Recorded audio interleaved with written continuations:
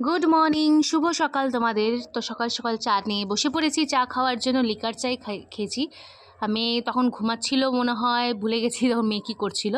ওই জন্য আমি ব্লগটা হয়তো এইভাবে শুরু করেছি। মাকে দিলাম এটা ভাস্তার বিস্কিট, আমি চা আর নিমকি আমার ডেলিকার আমি খাই একটু খেয়ে দিয়ে। আর আজকে যেতে হবে এক জায়গায়, তোমাদেরকে পরে দেখাবো কোথায় যাচ্ছি। আর বেশ ঠান্ডা গো, কালকে রাতে চাদর নিয়ে ঘুমিয়েছি, এরকম ঠান্ডা ঠান্ডা লাগছে রীতিমতো। গায়ে কিছু একটা দিলে ভালো হতো। বসার পরে ভাবছি না, চাটা খেয়ে নিই। উঠেছি এই 9:30 নাগাদ, লেট করেই উঠেছি। চলো নিমকি দিয়ে চাটা খাই। মাও ওইদিকে বসে বসে খাচ্ছে, আমিও খাই। দুজনে খেতে খেতে এখন ভিডিও এডিট করছি, যা মশা কামড় দিচ্ছে আমাকে। তো চা খেয়ে নিচ্ছি, অল্প একটু তো চা খাই, লাল চা চিনি দিয়ে। তো খেয়ে নিই, এনজয় করে নিই। এখানে ভাস্তাকে বলছিলাম মনে হয় আয়, ওরা বদমাশি করছে না। মেয়ে উঠে গেছিলো তখন, আমার সাথেই উঠেছে, মেয়েও বাইরে বদমাশি করছে। তো আমি এখানে বসে বসে চা খাচ্ছি, চাটাকে এনজয় করছি। চাটা খেয়ে নিই, তারপরে ফটাফট রেডি হতে যাবো। আজকে মেয়েকে সকালে খাওয়াতেও পারিনি, মা খাইয়ে দিয়েছিল, কেন কি ঘুম থেকে উঠতে লেট হয়েছে। কালকে যেহেতু 2:30-3টার দিকে ঘুমিয়েছি, আমরা তো রাত্রিবেলা এত লেট হয় না ঘুমাতে। তো চলো আগে চাটা খেয়ে নিই, তারপরে আবার পরে আসছি, আবার তোমাদের সাথে দেখা হচ্ছে পরে। টাটা। এই দেখো আমি পুরোপুরি রেডি। আর এই সবুজ ইয়েটা কুর্তি প্লাজো সেটটাই, চুড়িদারটাই পরেছি। আর বাইরে তো রোদ নেই, খুব সুন্দর ওয়েদার। সত্যি 2 দিন ধরে যা সুন্দর ওয়েদার না, আজকে তো আরও ভালো, ঠান্ডা ঠান্ডা হাওয়া, দারুণ ওয়েদার। এরকম হলে তো আর কোনো কথাই নেই, ওয়েদারে কোনো তুলনাই হয় না। আর আমি যাচ্ছি হচ্ছে কোর্টে। তো আজ মানে ভুরুটা হঠাৎ করে ইয়ে হলো, দেখলাম তো চোখের সামনে, ওই জন্য ভুরুটা একটু আঁকিয়ে নিলাম। বেশ অনেক দিন পরে সাজিত না এরকম করে, তো ভুরুটা আঁকিয়ে নিলাম, তো ভালোই লাগছে বেশ। তো এবার চলো বেরোনো যাক। বেরোয় টোটোয় একবারে তোমাদের সাথে দেখা হচ্ছে। 5 মিনিট দাঁড়িয়ে থাকার পরে টোটো পেয়ে গেছি, টোটোতে বসেও পড়েছি। আমি একাই আছি, ওই জন্য ভিডিও শ্যুট করছি। লোকজন থাকলে না ওরকম করা যায় না, নতুন নতুন তো একটু অসুবিধা হয়। আস্তে আস্তে সব ঠিক হয়ে যাবে। তো এটা আমাদের বাড়ির রাস্তায়, মানে বাড়ির থেকে যাওয়ার রাস্তায়, যে মোড়টা থেকে আমি টোটো ধরি সেই মোড়ের থেকে যাচ্ছি আমি। এটা পাকা ব্রিজ বলে আমাদের এখানে। তো এখানে ফুলেশ্বরী নদী আছে, এর ওপর দিয়ে নদী তো না, নর্দমার মতো হয়ে গেছে। সবাই নোংরা ফেলে ফেলে একদম যাতা অবস্থা করে দিয়েছে। সত্যি তাই, এখন চারোদিকে যেখানে পারে মানুষ সেখানেই নোংরা ফেলে। আর এখানে দুটো মন্দির আছে, এটা হচ্ছে কালীমার মন্দির, এটা হচ্ছে শিব বাবার মন্দির। দুটো মন্দিরে আমি নমস্কারও করে নিলাম। আর সামনের দিকে এগিয়ে চললাম আমার গন্তব্যস্থলে। টাইম মতো পৌঁছাতে হবে, কেন কি 2বার ফোন চলে এসেছে, তাই জন্য একবারে এসে তোমাদের সাথে আবার কথা হচ্ছে। 12টা 20 বাজে, আমি জাস্ট ঘরে ঢুকলাম।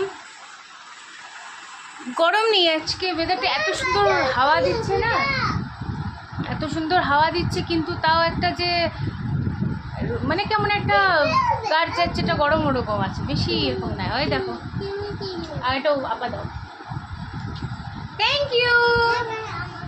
আমার মামাও দিকে, আই লাভ ইউ। আমার মামা, তুমি কি করছিলে? তুমি কি করছিলে? তুমি এতক্ষণ কি করছিলে? খেলনা ভেতরে নাই, খেলনা ভেতরে আছে। ছোটটা কি বলে খেলনা ভেতরে আছে? না ভিতরে নাই, না বাবা খেলনা নেই ভিতরে। ওখানে খেলনা নেই, ওখানে হাও আছে, হাও বাবা। তো আমি কোথায় গেছিলাম? আমি গেছিলাম কোর্টে, আমার আজকে হিয়ারিং ছিল, কোর্টে হিয়ারিং ছিল, তো ওখানেই গেছিলাম। কোথায় যাব বাবা? পড়তে? কোর্টে যাইনি, কোর্টে গেছিলাম, ওনারা তো আসে নাই। তো একটা খারাপও জিনিস শুনলাম কোর্টে গিয়ে, ওখানে খারাপই ইয়ে পেলাম। তোমাদেরকে সব বলবো একটু পরে, আমি ফ্রেশ হয়ে যাই, তারপরে তোমাদেরকে বলবো। আমি জিনিসটা আমি আগে থেকে জানতাম এটা, কিন্তু কনফার্ম ছিলাম না যতক্ষণ না সেটা অফিসিয়ালি কাগজকর্মে হচ্ছে। তো সেটা যখন ওরা জমা দিল, তখন আমি জানতে পারলাম যে না, যেটা শুনেছি সেটা ঠিক। হ্যাঁ বাবা, ঘুরিয়ে নাচে? দি ভাই বলো, দি ভাই। তো চলো ফ্রেশ হয়ে যাই, জামা কাপড় খুলে নিয়ে পরে আবার আসছি। সবাই আদর খেলাম আমরা। আমার এই ছোট বাচ্চাটা দেখো দেখো দেখো, এ যদি আদর না খায় তাহলে কি হবে? আমার মোটো এদিকে আয়, তাহলে উঠে চলে এসছে। যে দেখছি আমি এসছি, ওদেরকে আদর করছি, ওরা এসে বাইরে দাঁড়িয়েছিল। মা আবার দরজাটা খুলে দিল, তো ঢুকে গেল, ওর জন্য ইজি হলো, তাই জন্য আদর পেয়েছে। I love you. হেঁটে চলে আসো। যা তোমাকে উম্মা দিচ্ছি বাবা। ভাস্তা ভাগনা উম্মা দিল বাবা, ভাস্তা না ভাগনা, কি হবে নার্সারি ভাস্তা, যেহেতু আমি দিদি আর ও আমার ভাস্তা, তো ওরও ভাস্তা হবে, আমার মেয়ে ভাগ্নি হবে যেহেতু আমার ভাই না বাবা। তুমি আমার ভাই না, তুমি আমার হ্যান্ডসাম ভাই না, মনে হচ্ছে করে দিতে থাকি, উম্মা দিতেই থাকি দিতেই থাকি। এই দেখো আমার ছোট্ট পরীটা,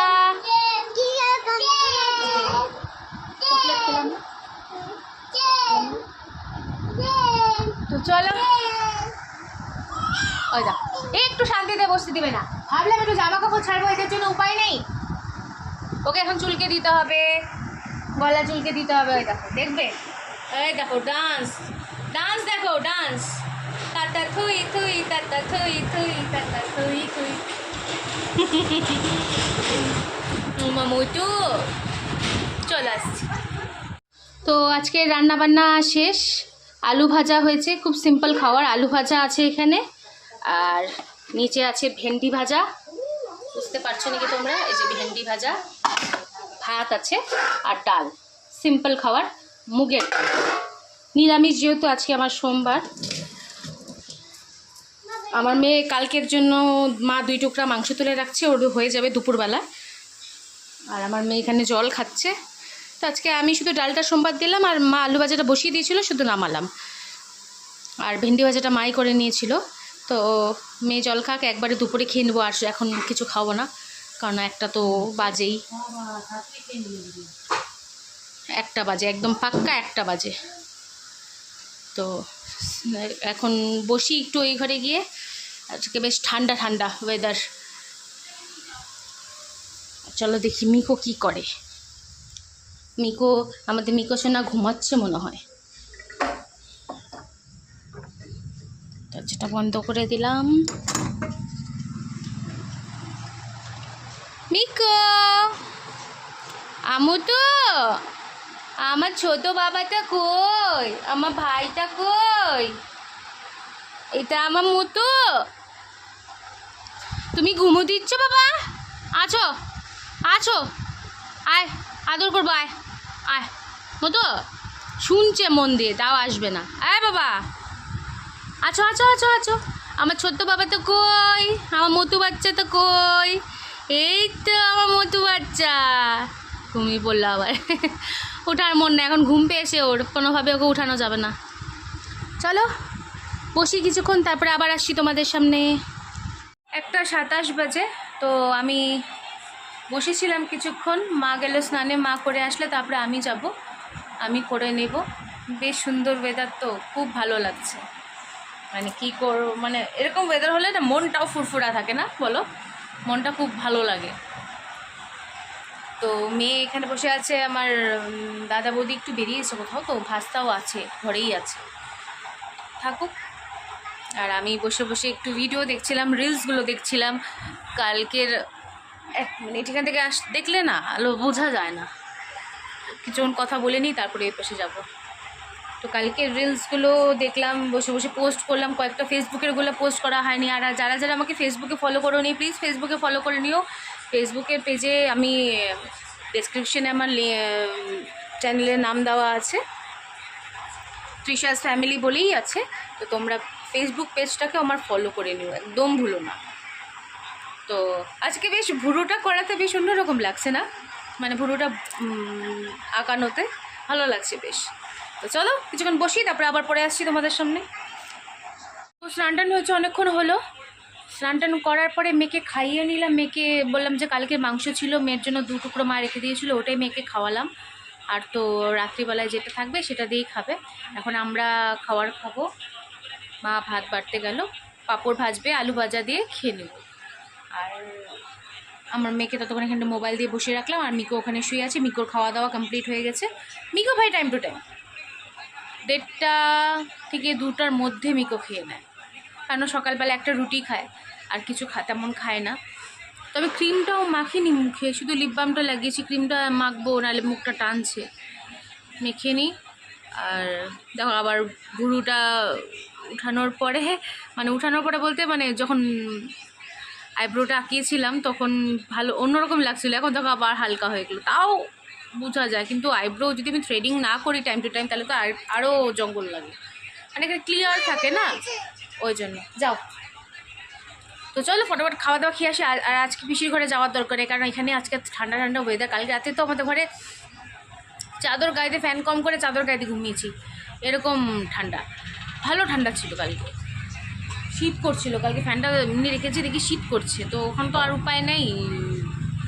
শীত করলে মানে সব লেপটেপ তো ঢুকিয়ে দিয়েছি, লেপটেপ গায়ে দেওয়ার কোনো উপায় নেই, দরকারও নেই। চাদর গায়ে দিয়ে দিয়েছিলাম, ওটাতে সুন্দর ঘুম চলে এসেছে। আমি 2:30টার দিকে ঘুমিয়েছিলাম কালকে। আমার ওরকমই হয়, আমার তাড়াতাড়ি বলতে ওরকমই, আমার তাড়াতাড়ি বলতে 1:30, আর দেরি বলতে তো 4:30। জানি না কী হবে। চলো সিম্পল খাবার আজকে, আমি তো ভেন্ডি ভাজা খাই না, শুধু আলু ভাজা ডাল দিয়ে খাবো। পাঁপড় ভেজে নিক মা, গিয়ে খেয়ে নিই। আর আজকে পিসির ঘরে যাবো না, ঠান্ডা ঠান্ডা ওয়েদার, বললাম তোমাদেরকে, এখানেই শুবো, মেয়েকে ওখানে শোয়াবো। পিসিরা 8 তারিখে চলে আসবে, আজকে হচ্ছে 6 তারিখ, আজকে সোমবার, বুধবারে চলে আসবে, মানে যেদিন প্রোগ্রাম আমাদের এখানে সেদিন ওরা ঢুকবে।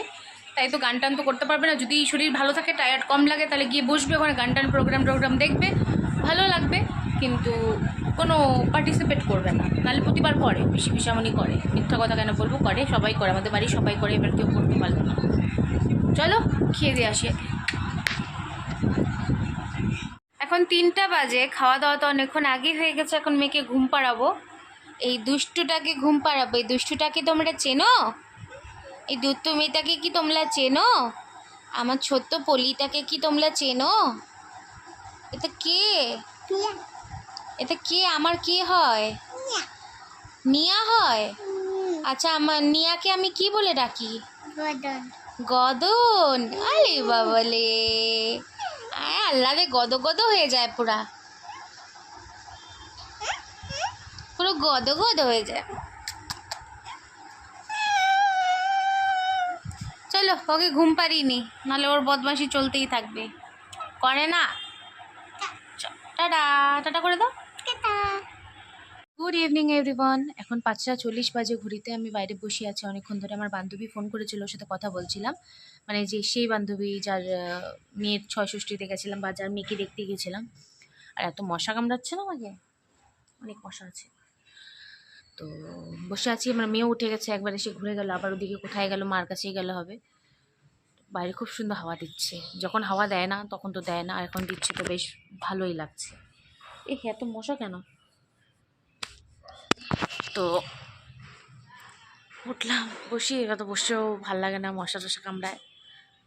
হাঁটাচলা করি তাহলে মশাটা কম কামড়াবে। হাঁটাচলা করতে করতেই কথা বলছিলাম, কিন্তু আবার একটু বসলাম, কথা বললাম, আবার এই যে এখন উঠলাম, এভাবেই করছি। তো এবার উঠানটা দিয়ে চটি পরি নেই, খালি পায়ে হাঁটছি। এবার মেয়ে কোথায় গেল? মেয়ে আমার পাশে বসেছিল ওখানে, ওই জন্য আমি মেয়ের পাশে বসেছিলাম। আমি উঠছি তো ও উঠছে। তো তখন তোমাদেরকে বলছিলাম কি একটা কথা বলবো, কোর্টে গেছিলাম যে সেই বৃত্তান্ত কথা বলবো। তো দাঁড়াও, জুতাটা পরে নিই, বলছি।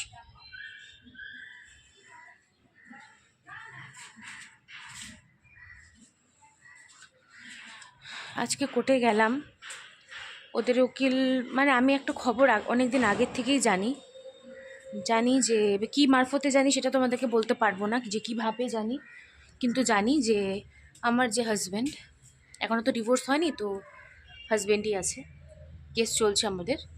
তো ওর আমাদের বিয়ের পরপর ওর স্ট্রোক হয়েছিল, আমার বিয়ের পরে। তারপরে তো মেয়ে হয়, তখনও তো কোনো ইয়ে নেই, স্ট্রোক হয়েছিল, মায়ের স্ট্রোক, হাঁটাচলা করতে পারতো সব কিছু, কিন্তু সেটা বিয়ের 2 মাস পরেই হয়েছিল স্ট্রোকটা। কিন্তু তারপরে ঠিকও হয়ে যায়। এবার প্রথমে একবার স্ট্রোক হয়ে গেছিলো, ওটা আমার বিয়ের পরে যেটা হয়েছিল সেটা সেকেন্ড টাইম। তো ওরা আমাদেরকে না বলে বিয়ে দিয়েছিল, মানে আমাদের ঘরে কাউকে বলেনি যে স্ট্রোক হয়েছিল, আগেও একবার হয়েছিল। তো ঠিক আছে, এবার বিয়ে যখন দিয়েছে, বাবা মা তো বারবার করে দিবে না, সারা জীবনের পুঁজি জমি আমাকে বিয়ে দিয়েছে আমার বাবা।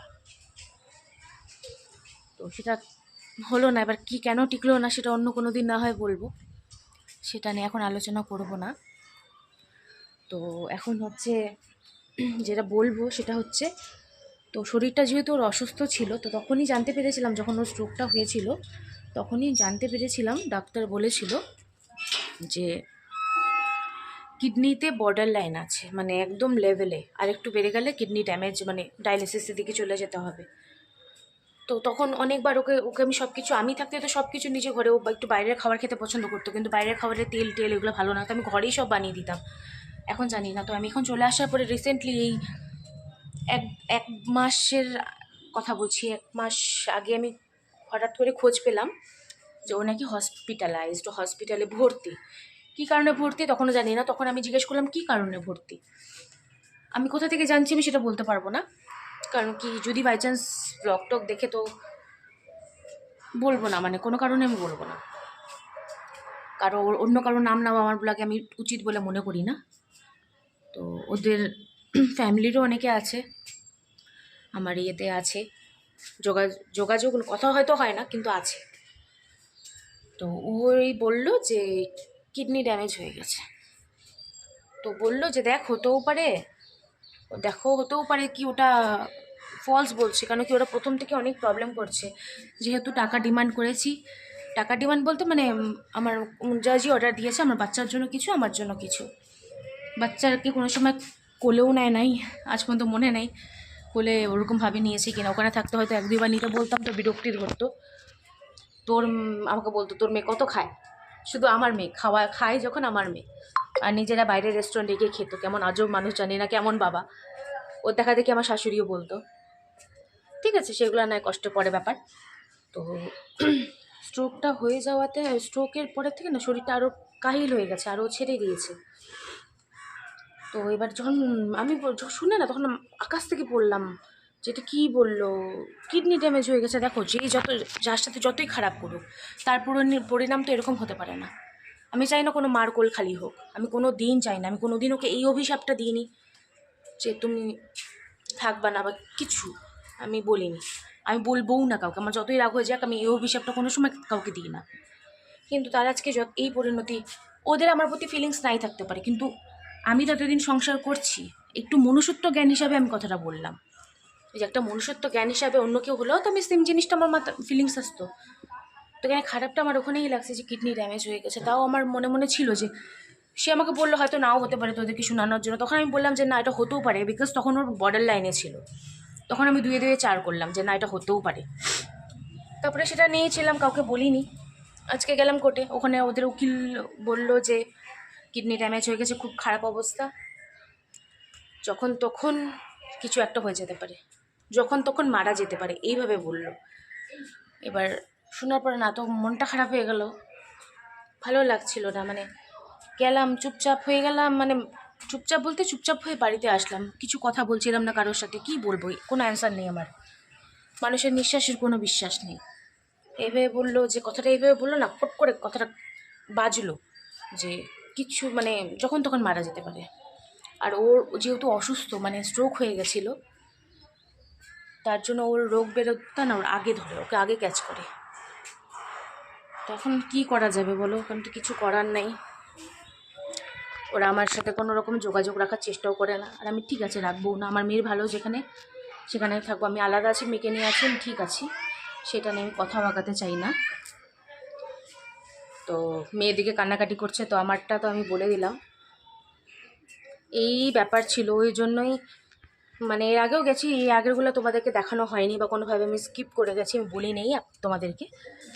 তো এখন জানি না এটার পরিণাম কী হবে, কোনো মার কোল যেন এভাবে খালি না হোক, ব্যাস আমার এইটুকুই চাওয়া, যে সব কিছু ঠাকুর সব কিছু এভাবে নিষ্ঠুরভাবে দেখো না, সব কিছু পরিণাম এরকম হতে পারে না, কারণ ওর মার কথা ভেবেও খারাপ লাগছে।